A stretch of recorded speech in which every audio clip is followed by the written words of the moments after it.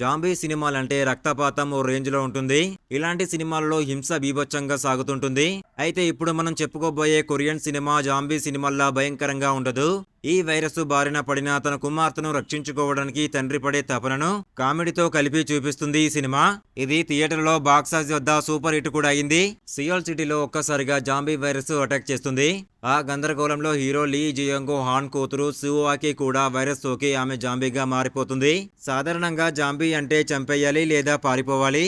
కానీ ఆ తండ్రికి తన కూతురుని వదులుకోవడం ఇష్టముండదు. ఈ క్రమంలో జరిగే సన్నివేశాలు చాలా నవ్వు తెప్పిస్తాయి. కూతురు జాంబీలా మీద పడకుండా ఆమెకు శిక్షణ ఇవ్వడం, ఇంట్లో ఉండే బామ్మ చేసే పనులు, ఇలా సినిమా అంతా కామెడీగా సాగుతుంది. అయితే కేవలం నవ్వించడమే కాకుండా తన కూతురు మళ్ళీ మామూలు మనిషి అవుతుందనే ఆశతో ఆ తండ్రి పడే తపన. అందుకే ఎవరికీ తెలియకుండా ఆమెను తీసుకుని ఊర్లో ఉండే వాళ్ళ అమ్మ ఇంటికి వెళ్లిపోతాడు. అక్కడ ఆమెను ఒక గదిలో దాచి ఎవరికీ అనుమానం రాకుండా జాగ్రత్త పడుతూ ఆమెకు మళ్ళీ మనుషుల అలవాట్లు నేర్పించడానికి రకరకాల తిప్పలు పడుతుంటాడు. చూస్తుంటే ఒక పక్క నవ్వు వస్తూనే మరో పక్క కళ్ళలో నీళ్లు తిరుగుతాయి. చివరికి ఆ తండ్రి తన కూతురుని కాపాడుకున్నాడా?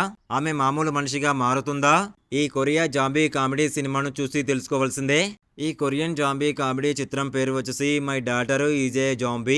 2025లో అత్యధిక వసూలు చేసిన కొరియన్ చిత్రంగా కూడా నిలిచింది. ఇలాంటి బెస్ట్ మూవీ రివ్యూస్ కావాలనుకుంటే మన ఇన్స్టాగ్రామ్, టెలిగ్రామ్, వాట్సాప్ గ్రూప్ లో జాయిన్ అవ్వండి. బెస్ట్ మూవీస్ వస్తాయి. డిస్క్రిప్షన్ లో లింక్ ఇచ్చాను, జాయిన్ అవ్వండి. Thank you.